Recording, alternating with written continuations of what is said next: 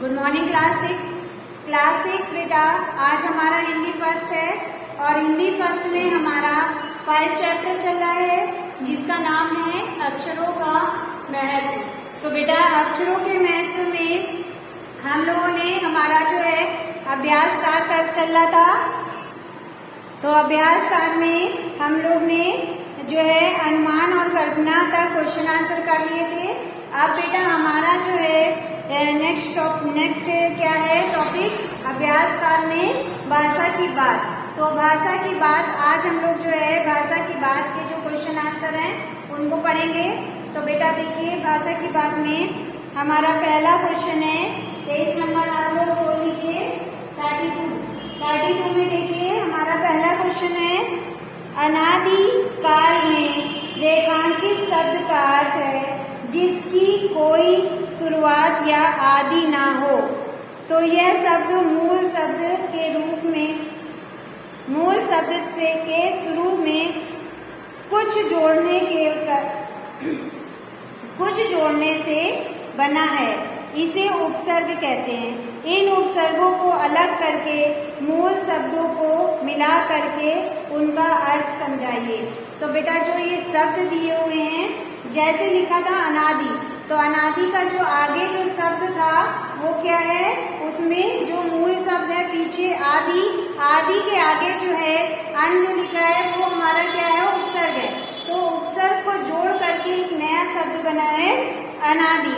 तो यहाँ पे ये पूछा गया है कि जो और शब्द दिए हुए हैं इनके आप जो है मूल शब्द अलग करके उपसर्ग अलग करके इनके शब्द बनाइए। ठीक है, जैसे कुछ शब्द दिए हुए हैं उनका अर्थ लिखना है। शब्द देखिए असफल, अदृश्य, अनुचित, अनावश्यक, अपरिचित, अनिच्छा।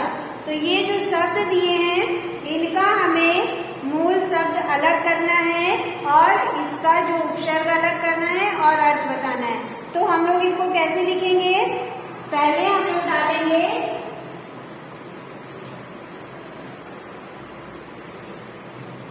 क्वेश्चन नंबर 1 पे हमें क्या लिखना है, पहले हम लोग हेडिंग डालेंगे शब्द।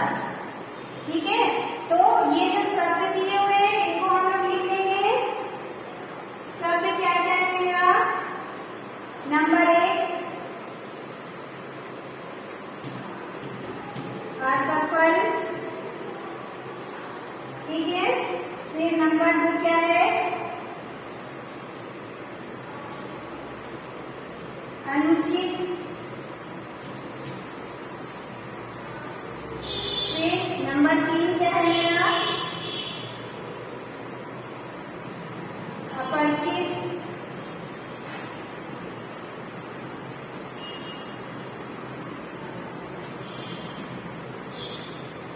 ठीक है, अपरिचित। नंबर 4 क्या है मेरा,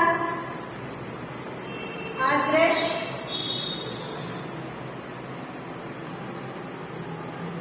फिर क्या है हमारा जो है इसके बाद हम लोग को उपसर्ग अलग करना है। उपसर्ग की हम लोग हेडिंग डाल देंगे उपसर्ग। फिर क्या है मूल शब्द हम लोग को निकालना है, मूल शब्द हो गया। फिर क्या करना है हम लोग को, फिर हम लोग को इसका अर्थ बताना है। ठीक है, तो इस तरह से हम लोग जो है हेडिंग डाल देंगे। चाहे तो हम लोग इस तरह से लाइन खींच देंगे, आप लोग बेटा ऐसे लाइन खींच लीजिएगा। ठीक है, इस तरह से लाइन खींच लीजिएगा और इस तरह से पार्ट डिवाइड कर लीजिएगा। तो ये हमारा जो है अब हमारा पहला शब्द क्या है असफल। तो असफल में उपसर्ग क्या लगा है आ,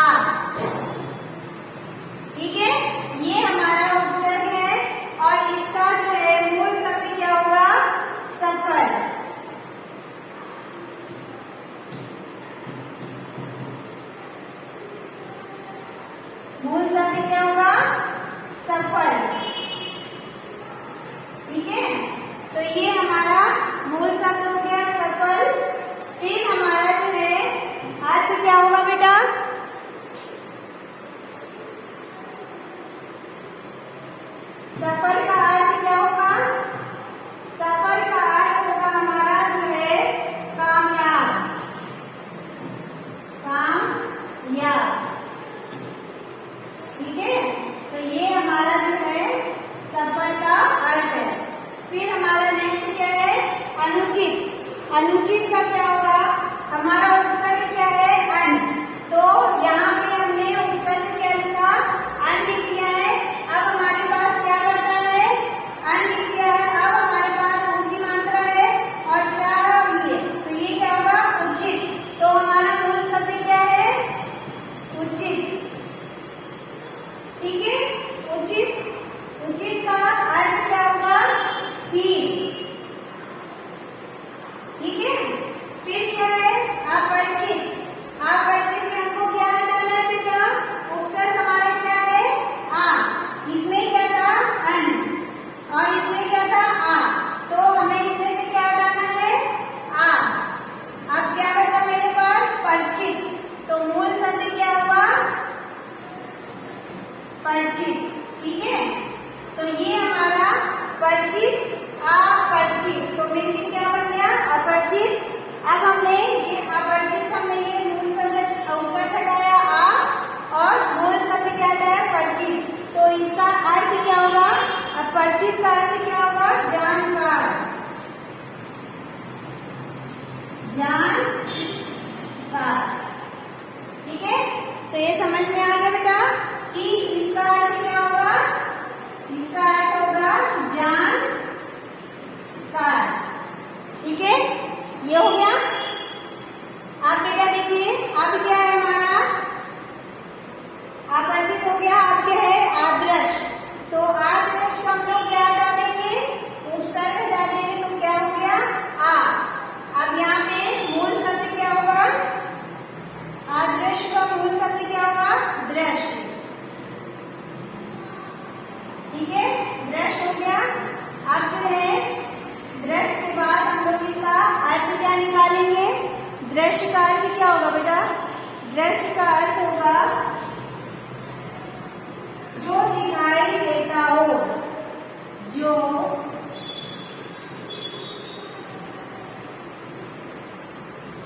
दिखाई देता हो। ठीक है, दृश्य का मतलब यही हुआ ना कि जो दिखाई देता हो, वही हमारा जो है दृश्य हो गया। तो ये हमारा जो है, जो कुछ शब्द थे उनके हमने मूल शब्द और उपसर्ग और अर्थ बता दिए। अब हमारा क्या बचा है? अब हमारे पास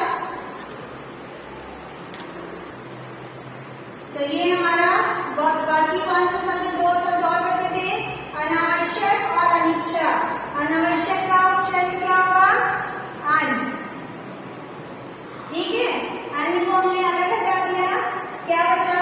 जब हम इसमें से अन हटा देंगे तो क्या बचा? आ की मात्रा है आवश्यक, क्या होगा? आवश्यक। अन को हटा देंगे तो क्या हो जाएगा? आवश्यक। ठीक है, फिर आवश्यक के बाद हमारा, अब इसका अर्थ क्या होगा बेटा? आवश्यक का अर्थ क्या होगा? आवश्यक का अर्थ होगा जरूरी। हम लोग कहते हैं ना कि ये चीज की हमें आवश्यक है, यानी कि ये हमारे लिए आवश्यक है। जैसे कि आपको कुछ क्वेश्चन दिए जाते हैं कि ये क्वेश्चन आवश्यक है, यानी कि आपको ये क्वेश्चन करने जरूरी है। तो आवश्यक का अर्थ हो गया जरूरी। अब क्या है? अनिच्छा। अनिच्छा का हम लोग ने अन हटा दिया, उपसर्ग क्या हटाया? अन। ठीक है, अब हमारे पास क्या बचा? छोटी ही आदर्शा और आदर्शा और छा, तो क्या होगा? इच्छा। यहाँ पे हम लोग क्या लिखेंगे? मूल शब्द क्या है हमारा? इच्छा। ठीक है, अब क्या होगा? इसका अर्थ क्या होगा? इच्छा का अर्थ क्या होगा बेटा? इच्छा का अर्थ होगा चाह या फिर अभिलाषा। चाह या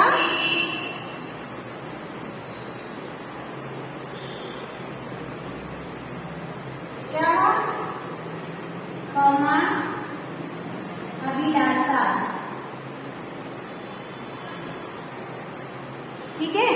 चाह या अभिलाषा। नीचे लिख देना बेटा, थोड़ा समझ में नहीं आ रहा है तो या तो चाह होगा या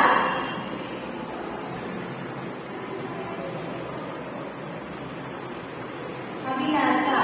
ठीक है, तो ये हमारी इच्छा का अर्थ है। तो ये हमारे जो है फर्स्ट क्वेश्चन का जो है आंसर हो गया है। अब सेकंड क्वेश्चन देखो बेटा। वैसे तो संख्याएं संज्ञा होती हैं, पर कभी कभी ये विशेषण का काम भी करती हैं। जैसे नीचे लिखे वाक्यों में हमारी धरती लगभग 5 अरब साल पुरानी है। दूसरा, कोई 10,000 साल पहले आदमी ने गांवों को बसाना शुरू किया था। इन वाक्यों में रेखांकित अंश साल संज्ञा के बारे में विशेषण जानकारी दे रहे हैं, इसलिए संख्यावाचक विशेषण है।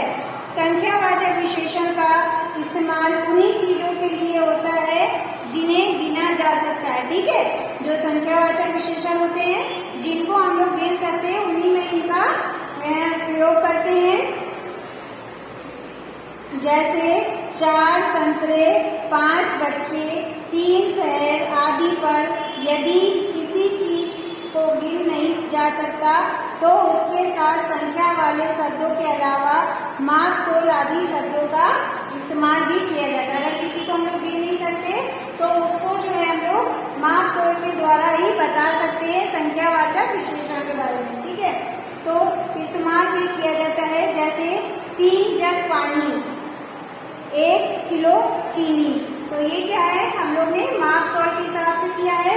तो यदि यहाँ रेखांकित हिस्से परिणामवाचक विशेषण है क्योंकि इनका संबंध माप तोल से है। अब आगे लिखे हुए को पढ़ो। खाली स्थान में बॉक्स में दिए गए माप तोल के बीच उचित शब्द छांटकर लिखो। अब उचित शब्द देखिए क्या क्या लिखा है। प्याला, कटोरी, एकड़, मीटर, लीटर, किलो, ट्रक, चम्मच। ठीक है, और ये क्वेश्चन दिए हुए हैं 3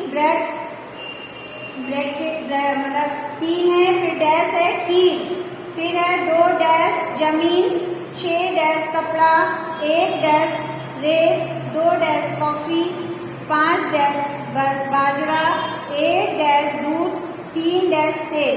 तो ये जो क्वेश्चन है, अब इसमें हम लोग को फिल द ब्लैंक्स में कुछ जो शब्द है जो ऊपर दिए हुए इनको छांट कर करना है। ठीक है, तो चलिए हम लोग इसको कर लेते हैं।